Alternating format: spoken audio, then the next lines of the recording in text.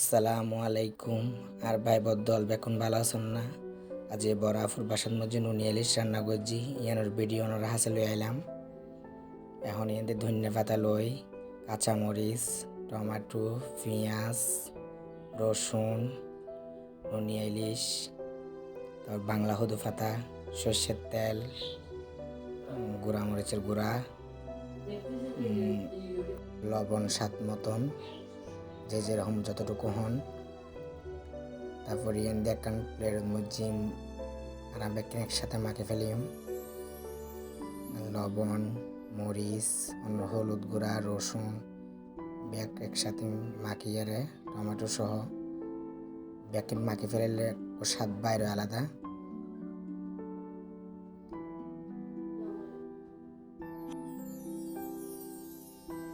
একসাথে মাখি ফেলে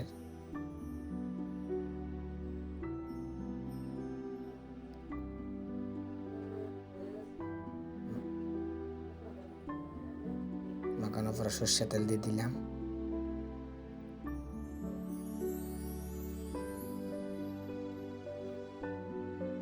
সর্ষের তেল দেওয়ার পরে এখন নুনি ইলিশ দিয়ে দিলাম। নুনি ইলিশ সহ একসাথে মাখি ফেলিলাম।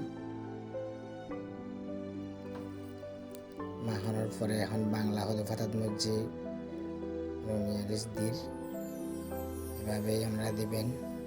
ওনারা চাইলেও পুঁইশাক পাতা ওই দিতে পারেন, সমস্যা নেই, যে যেভাবে পছন্দ করুন। আর তুমি কিন্তু বাংলা হলুদ পাতাতে বেশি মজা লাগে। হ্যাঁ, তাহলে বাংলা হলুদ পাতা দিয়ে বুঝছি। এরপর ফ্রাই আমি তেল দিলাম।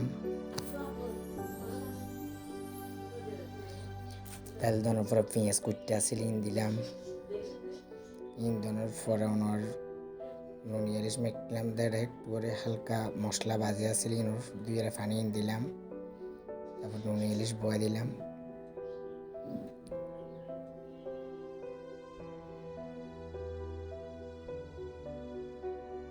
ঢাকনা দিয়ে দিবেন, দিয়ে কিছুক্ষণ পরে আবার উল্টাইবেন। নুনি ইলিশ উল্টাই দিবেন।